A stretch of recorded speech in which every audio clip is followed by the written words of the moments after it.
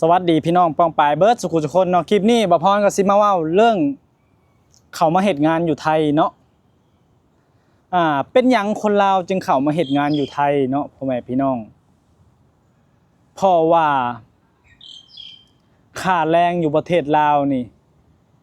มันบ่พอใช้จ่ายในครอบครัวพ่อแม่พี่น้องเนาะอันนี้บ่พรก็เว้าตามความจริงเนาะเพราะว่าอยู่ลาวนี่ค่าแรงเดือนหนึ่งนี่ก็ประมาณมีแต่ล้านกว่าเองทุกคนล้านกีบเนาะพ่อแม่พี่น้องบ่แม่นล้านบาทเด้อโอ้ถ้าล้านบาทเนี่ยคือว่าทุกคนเขาก็บ่มาไทยดอกเนาะเพราะว่าล้านกีบนี่ถ้าเป็นเงินไทยประมาณปัจจุบันนี่ก็ประมาณ 2,000 กว่าบาททุกคน 2,000 กว่าบาทบัดนี้ค่าใช้จ่ายรายวันเนาะค่าครองชีพสูงอยู่ประเทศลาวเงินแสนกีบหนึ่งนี่ซื้อยังบ่ได้แล้วเนาะทุกวันนี้ถามว่าซื้อได้บ่ก็ซื้อได้แต่ว่าซื้อนู่นซื้อนี่ซื้อของกินนี่บ่พอเนาะทุกคน1,000 บาทนี่เท่ากับประมาณ600,000 กีบเนาะ600,000 กีบกว่าๆหน่อยหนึ่งเนาะนี่คือค่าเงินไทยกับลาวซึ่งแตกต่างกันลิบหรี่เนาะอยู่ประเทศลาวช่วงนี้ก็เงินเฟ้อหลายทุกคนเงินเฟ้อเนาะเฮ็ดงานอยู่ลาวนี่เดือนหนึ่งก็มีแต่แค่ล้านกีบนี่เฮาก็ไปซื้ออยู่ซื้อกินบ่ได้ไปตลาดนี่เงินแสน2แสนนี่ได้แต่พักถุงน้อยๆหนึ่งทุกคนเนาะพักหญ้านี่ถึงถุงหนึ่งนี่ก็แพงนะทุกคนเด้โลหนึ่งก็50,000 กีบเกือบแสนกีบแหละบัดนี้เงินเดือนล้านหนึ่งเนาะล้านหนึ่งมีแต่2,000 กว่าประมาณจักแสนล้านหนึ่งกับประมาณ10 แสนกับล้านนั่นแหละทุกคนประมาณประมาณแสน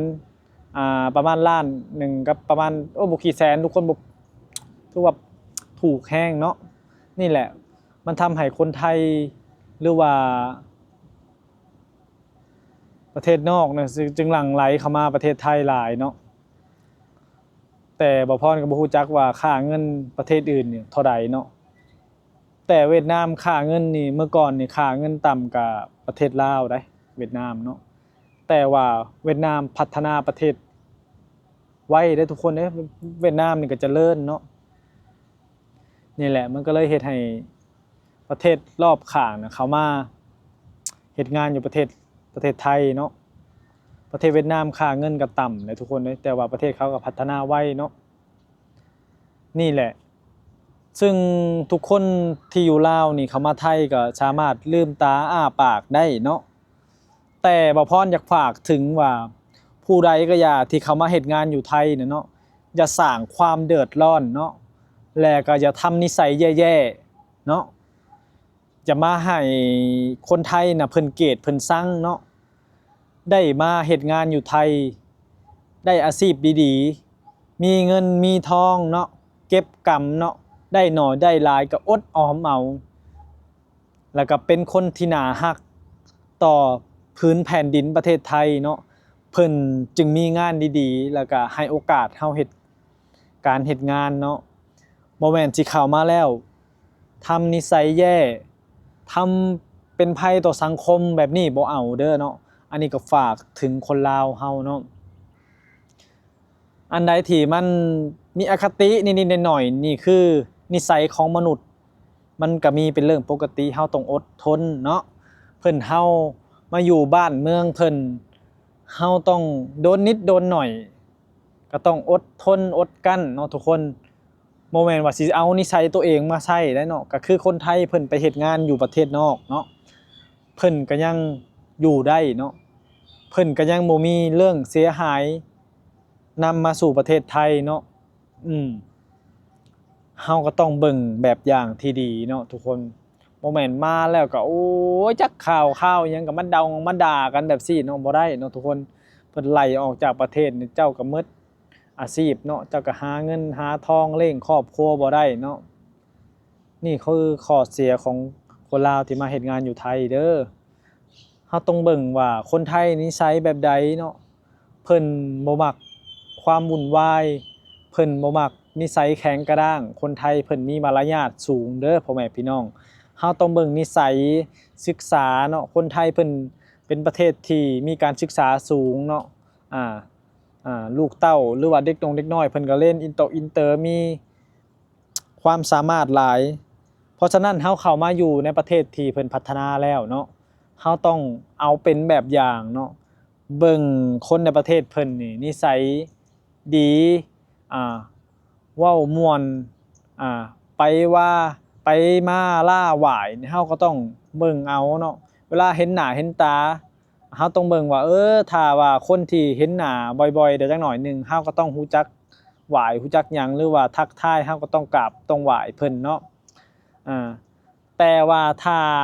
ไหว้ทุกคนก็ดีแต่ว่าบางครั้งเฮาก็บ่ฮู้จักสิไหว้ไปอย่างเดียวเดี๋ยวเขาสิหาว่าคนผีบ้านี่เนาะทุกคนอย่างเช่นว่าเฮาเห็นหน้าคนนี้ครั้ง2ครั้งนี่เฮาจำหน้าได้ยังได้หรือว่าเฮาต้องกราบไหว้ผู้ใหญ่เนาะหรือว่าคนที่เฮาเฮ็ดงานนำนี่เฮาเห็นบ่อยๆเฮาต้องกราบต้องไหว้เด้อพ่อแม่พี่น้องนิสัยคนไทยเพิ่นสิมักเนาะถ้าเฮากราบไหว้เพิ่นนี่จะไปเฮ็ดคือน้องนุชได้เนาะอายุ38ปีแล้วเนาะแก่พอตายแล้วทุกคนเอ้ยเจ้ายังเฮ็ดนิสัยแย่ๆแบบนั้นน่ะนั่นแหละทุกคนโดนปรับเนาะโดนไล่ออกจากประเทศเนาะเออมาเฮ็ดนิสัยแบบนั้นบ่ได้เนาะคนไทยเป็นคนมีมารยาทเนาะเป็นคนมักให้โอกาสเนาะเพิ่นเห็นเฮานี่เพิ่นก็ฮักเพิ่นก็แพงได้ถ้าเฮาเว้าม่วนนิสัยดีคนไทยเป็นคนมักให้โอกาสแล้วก็ขี้สงสารเนาะเฮาก็ต้องเป็นคนดีให้เพิ่นฮักเพิ่นแพงเด้ออย่าทำตัวเป็นภัยต่อสังคมอันนี้ฝากถึงคนลาวที่มาเฮ็ดงานอยู่ไทยเนาะเออบ่ว่าสิเฮ็ดงานหยังทุกอย่างเนาะล้วนแต่เป็นอาชีพสุจริตนี่เฮาต้องเป็นคนที่มีมารยาทเนาะเพิ่นให้โอกาสเฮาเฮ็ดงานกับเพิ่นแล้วหรือว่าผู้ใดเฮ็ดหยังก็แล้วแต่เนาะนั่นแหละทุกคนเฮาต้องเบิ่งคนไทยเป็นตัวอย่างที่ดีสำหรับตัวเฮาแล้วก็เป็นอ่าเส้นทางเนาะแล้วก็เอามาฝึกใช้แล้วมาศึกษาเอาว่าคนไทยเพิ่นเฮ็ดแบบใดเพิ่นจึงคั่งจึงมีเฮ็ดแนวใดเพิ่นจึงพัฒนาตัวเองนี่คือสิ่งที่เฮาสินำไปใช้แล้วก็จดจำเอาเบ่อใช้อยู่บ้านเฮาเนาะอ่าเบ่คิดเบ่สร้างเนาะทุกคนบ่แม่นสิเข้ามาแล้วสร้างความเดือดร้อนให้ประเทศเพิ่นเนาะแบบนี้น่ะมันบ่ดีเนาะเออมันบ่ดีต่อตัวเฮาเองแล้วก็มันบ่ดีต่อประเทศเพิ่นเนาะอืมนี่แหละบ่พรก็อยากฝากถึงเนาะคนที่เข้ามาเฮ็ดงานอยู่ไทยเนาะอ่าแล้วก็พอผู้ใดเฮ็ดงานดีๆแล้วก็นั่นแหละตั้งใจเก็บเงินเก็บคำเนาะไปสร้างสาบ้านเมืองเฮ็ดบ้านเฮ็ดเรือนให้ลูกให้เต้าให้พ่อแม่พี่น้องเฮาเนาะนี่คือเฮาโชคดีที่สุดแล้วที่ได้มาเฮ็ดงานอยู่ไทยเด้อทุกคนนี่แหละคลิปนี้บ่พรก็ฝากเพียงเท่านี้เนาะให้เอาไปนำไปคิด